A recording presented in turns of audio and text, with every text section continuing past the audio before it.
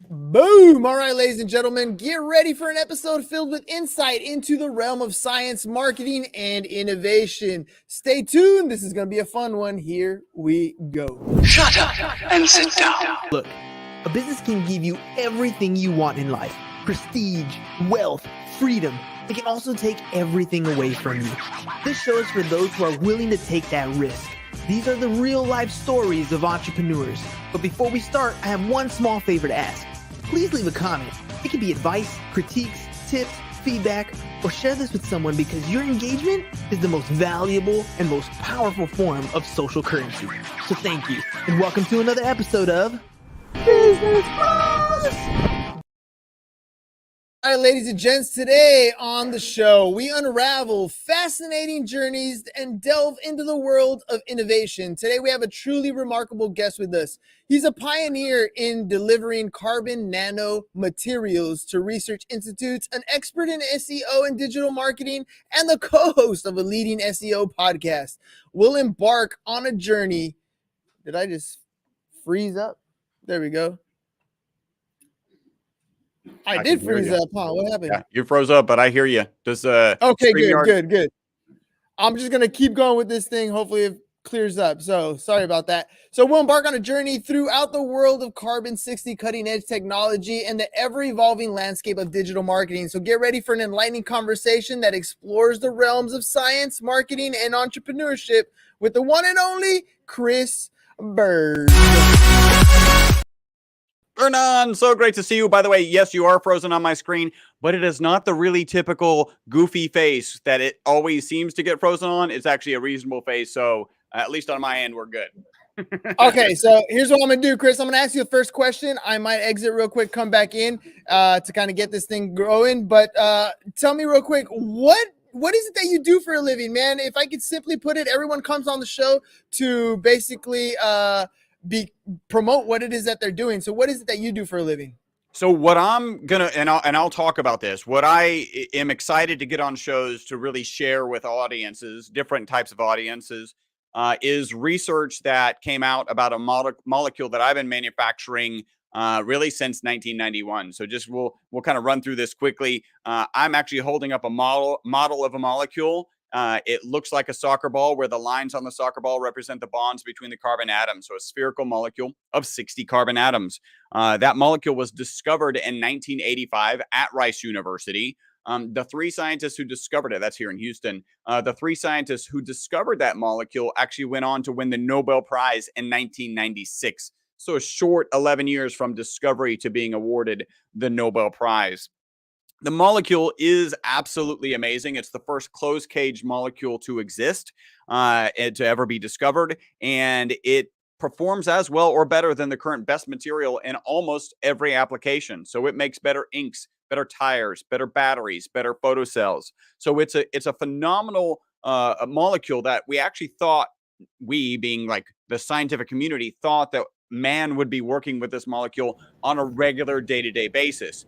Because they thought man would be working with it on a regular day-to-day basis, they also thought, and because they also thought that it might be toxic. So this molecule, again, that soccer ball shaped molecule, there's one facet of that molecule that looks like the benzene ring. Benzene is unbelievably important for our society. You don't have modern society without it. In fact, if you look around where you're at, anything that's plastic does not exist if we don't have the benzene ring. But benzene is also known to be toxic and known to be a carcinogen. So for those reasons, they thought this molecule might be toxic. They put this molecule in a toxicity study. Actually, my lab provided the material, were mentioned in that peer-reviewed published research. And instead of being toxic, the test subjects that they gave really the MyVitalC formula to lived 90% longer than the control group. So the single longest longevity experimental result in history. That's an abbreviated version of what I'm trying to share with people. And that's really kind of expanded into a book that I published about a month ago, Live Longer and Better. Excited about that. And that's what I'm focused on, a supplement on the market, but really the research behind the molecule that is in that supplement.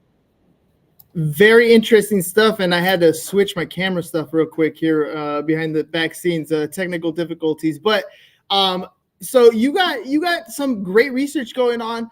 Who's your target audience? Who are you going after? Who's this molecule best suited for, the research and the product itself?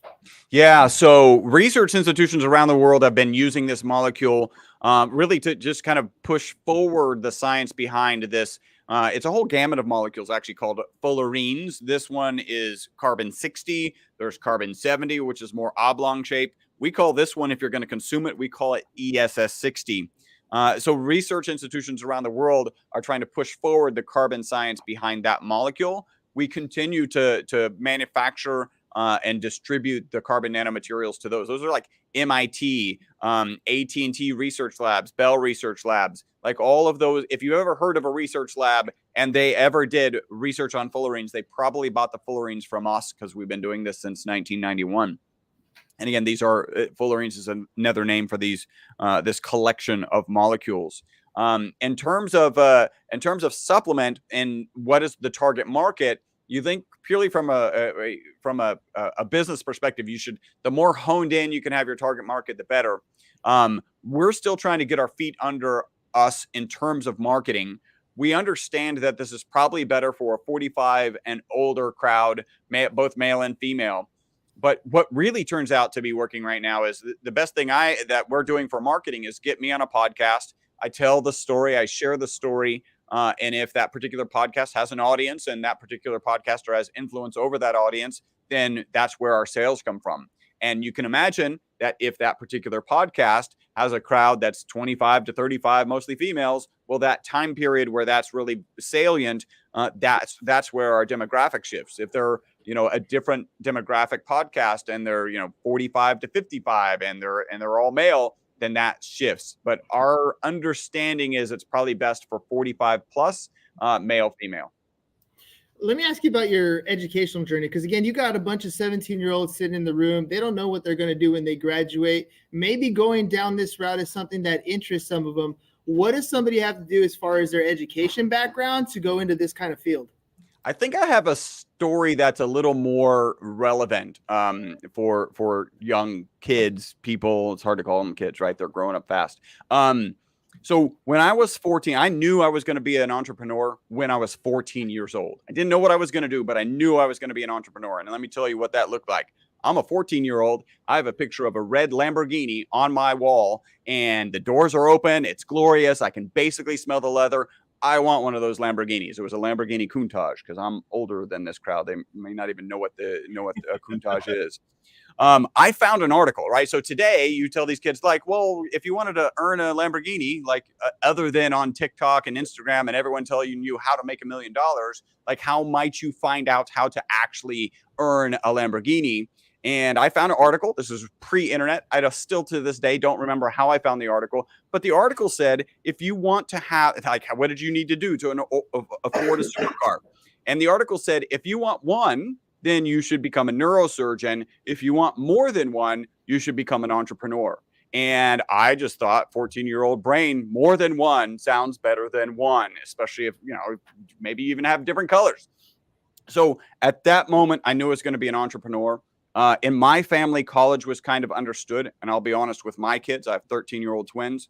With my kids, I'm like, listen, if you've got a plan and that plan makes sense, then college may not be in the plan. But if you don't have a plan that makes sense, then college is the plan. And that was similar in my family. We didn't really discuss college. I didn't prepare and I did well on the SATs, but I didn't have a college laid out that I was going to go to after I finished high school. That at that time, my dad was in the Air Force. We were in Ohio. He got a job down here in Houston. I'm like, well, let's go to the University of Houston. So I went to the University of Houston. And then the next question is, well, what do you study if you want to be an entrepreneur? By the way, I've done the research. It's actually, this story is all in my book, Live Longer and Better. If you want to be an entrepreneur, what do you do? Well, there's all sorts of entrepreneurship programs now. I'm not sure I would even enter those programs because my thought process was, what is the quickest way to the highest salary so I could have the most amount of money to invest in a business, right? That was my focus. Engineering, I'm really good at math. I'm really good at science. And so I studied engineering. A couple things went wrong with that plan. The first is engineering can be a 4-year degree. You got to work your butt off. And I did work my butt off, but I actually ended up starting a company, getting an engineering degree, also getting minors in computer science and math. And that took 6 years. So I did actually start the company before I ever got the engineering salary. And that's a kind of a serendipitous story with my business partner. But I think that's a story that's worth sharing, right? Like if you don't have a plan, go to college, because that's actually a really good plan. But if you've got a good plan and you think about it, and it's a right plan that's well thought out, and you actually have a written business plan, then you can have some, there's lots of people who have done amazing things without a college degree. I like that you kind of said both there, because at the end of the day, to figure it out, it's expensive to go the college route today. I've had different entrepreneurs on the show who come on and lay out a number of different plans and paths going forward. One of which I thought was really cool, which is on the vocational side. And you kind of took the same approach. You were saying, my goal was to become an entrepreneur, but I needed money to invest in this space, right? So I had to have something that paid the bills, that got me some little extra cash so I can then turn around and invest it. Going the vocational route could be one of those options as well, so that you can take that money and invest in whatever it is, whether you want to be an entrepreneur or not. Having that extra cash and having the skill set to kind of do something going forward is awesome. And plus, you talked about having a plan, but I know, no matter how good your plan is, it's not always going to work out. You're going to make some mistakes along the way. What were some of those big mistakes you made, and what did you learn from them? How did they help shape where you are today? I've got the perfect story. Again, it's in Live Longer and Better. I kind of go through this, but our initial business plan for our carbon nanomaterial company, and we wrote one out, and we weren't planning on it, but we actually were interacting with the University of Houston. We were potentially going to be housed on the campus, which is kind of interesting, and ultimately didn't work out. But our business plan was written entirely on how much material of our soccer ball shaped molecule the University of Houston was going to purchase from us on a monthly basis. That was all of our business plan. To this day, they have not purchased anything from us, right? So they actually kind of dropped that research right away, and we had to kind of scramble to figure out, well, where are we going to sell? How are we going to sell? This is, again, pre-internet. Like right now, your kids are thinking, well, you make a website and everybody can find you and you sell it. Yeah, no internet. So what do? We actually ended up going to conferences. I remember driving straight from Houston all the way to St. Louis to show up at a conference that we invested, I don't know, probably $1,000 in, to have a booth and kind of rub elbows with scientists who were actually doing this research.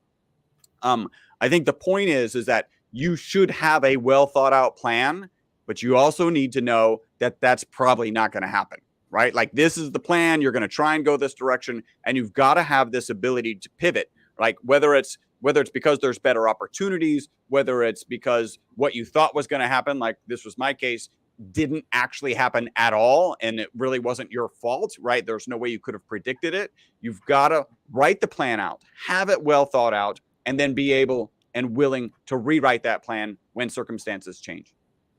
Now that you are more knowledgeable in the SEO space and the digital marketing space, even though you've had a product kind of in place and you're rolling and things have changed. I mean, from when you started in business to today, I mean, you're literally sharing with us what it was like without the internet. I know what that was like, but this generation doesn't. They were born with a phone in their hand, and it's never going to leave their hand as far as we can see here in the near future. What advice would you give to them if they're starting entrepreneurship today in today's times? Interesting. So I think if you're starting as an entrepreneur today, you have a lot more, you have access to a lot more knowledge than I ever did, right? So I actually had to go out and buy these things, and then I had to read them, actually physically read them. One of the great books was Guerrilla Marketing. I don't remember the author, but the book was absolutely amazing. And we used those strategies in order to grow our business. You have access to those things, and you need to invest in me. There's a guy out there named Alex Hormozi, unbelievable entrepreneur. He's working on building $1 billion business and actually sharing it online. So you should follow this guy.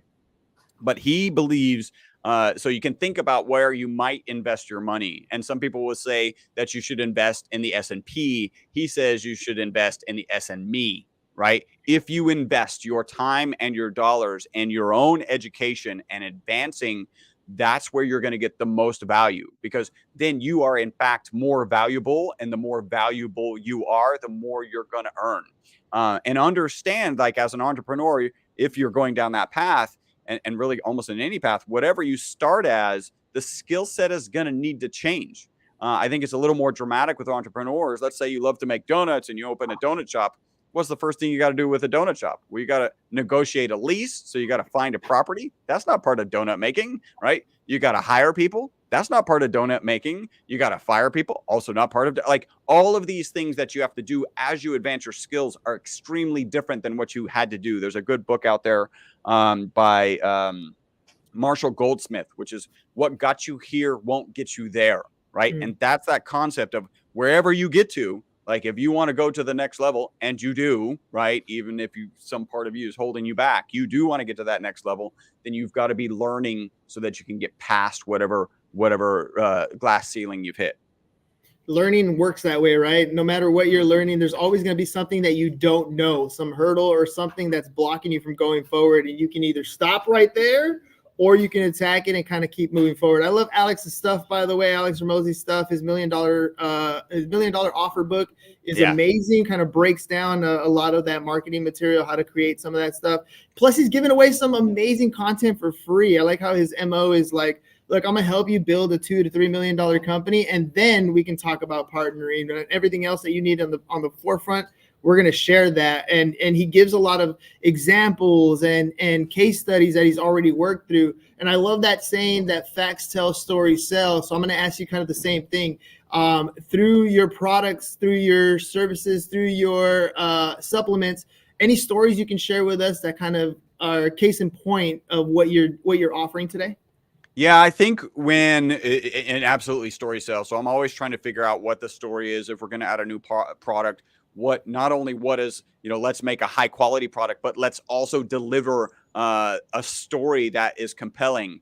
And one of the things that's kind of natural about my situation is the story is real and inherently compelling. Like, to talk about this molecule that the guys who discovered it won the Nobel Prize, and then they actually thought it was toxic. And then those test subjects lived 90% longer than the control group. And then crazy biohackers start taking it and reporting amazing testimonials about the benefits that they're getting, taking it on a daily basis. And then now my job is to share that story. That story is really compelling. You've got to be thinking in terms of stories. Selling is like, if you don't sell, nothing happens until something gets sold. And the best way to get past, nobody likes to be sold to. Who wants to be sold to? Raise your hand. Like, no one raises their hand, right? Maybe some really good salespeople actually like to be sold to because they can actually study that sales process. But the fastest way to get past a sales filter, right? Like, I don't want to be sold, is to say, like, let me tell you the story, right? Let me tell you the story that's in this book. And all of a sudden, like, you're on the other side of the sales funnel, of the sales filter. And that story is the thing that gets you there. What do you feel your company does best? I mean, obviously you got the molecule, you got the stories, you're in tech, but there's a reason why they don't go to your competition. There's a reason why they don't go to other supplements. There's a reason why they come to you. What is it that you feel you do best as a company? So I think it would be easy to say, one of the powerful things is we provided the original material, and our lab is actually mentioned in the original study, right? So we are literally the origin of this industry. So other people come into the industry, and like, if anybody goes and does research, like, oh, these guys are the origin. Like, that's where I should probably get it. They're a full lab. They're certified. They test the material regularly in the equipment that they have in the lab. And I think that's a pretty easy answer. But what we've done in addition to that is maintain our credibility as that lab that adds a lot of value to the industry. So currently, nobody who is selling this ESS60 molecule as a supplement, nobody is doing research other than us, right? So we're about to publish a paper. You've got to do, typically, you don't have to do, it's good to do some standardized toxicity studies, right? We know it's not toxic. These test subjects live 90% longer than the control group. That is a non-toxic material.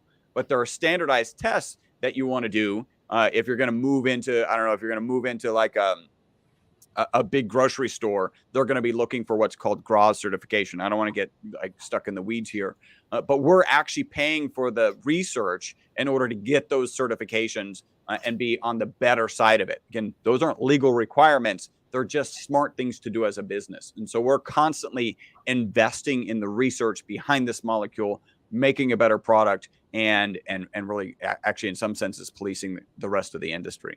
Well, you also get to substantiate the claim, right? Because I've watched enough Shark Tank to know when somebody comes on the show and they're going to make a claim, sharks are already backing off because they're like, do you have any studies? What is it that's backing that particular claim? You can't just say your supplement does something unless you have those studies to back it up. So it's not only a great business move, now you have marketing material that you can legitimately say with studies to back it up. So that's definitely great. What is I feel like any business, no matter what you're doing well, there's always places for improvement. There's always things that you can do better. As a company, what is it that you're struggling with or trying to improve upon to make yourself more efficient? Yeah. So my entire focus right now, so we continue to do podcasts. We invest in commercials in areas that seem to look good. And then we keep track of the data, something to share with people. 80% of marketing fails. And that's probably a conservative number. It may be more like 85 to 90.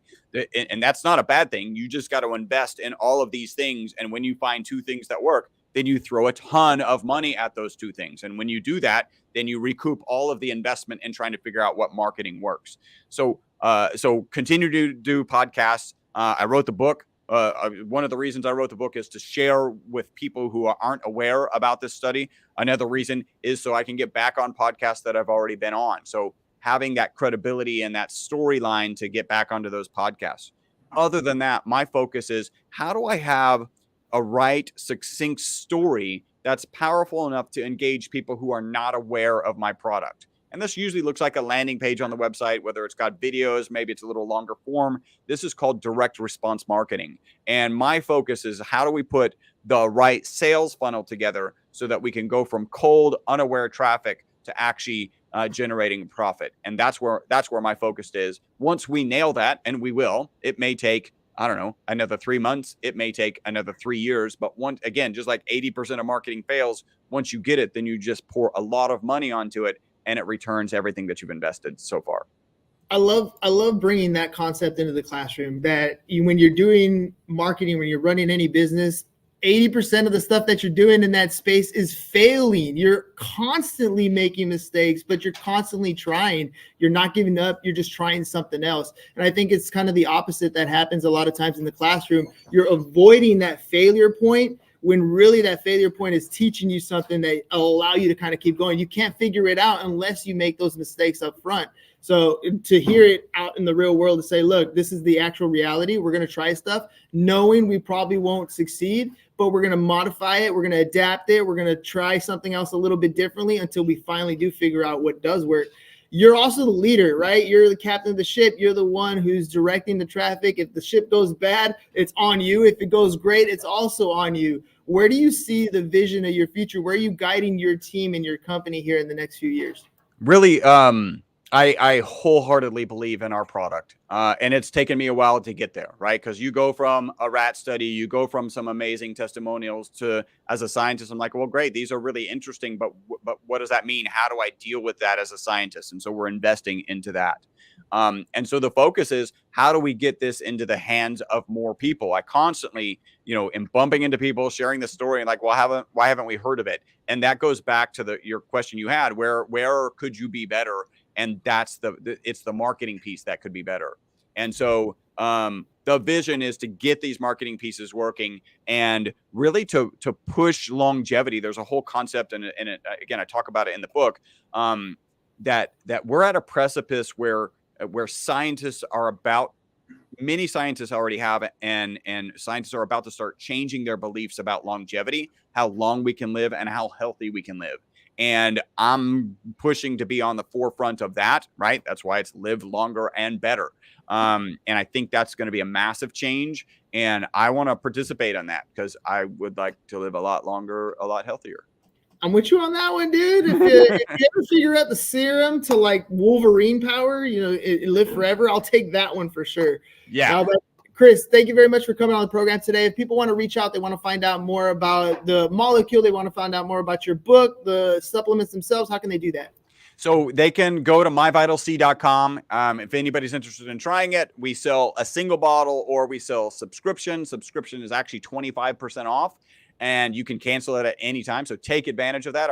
We actually have I think we're probably at about 800 5-star reviews for our customer service department. So they are not trained to talk you out of your subscription. Just take advantage of that subscription.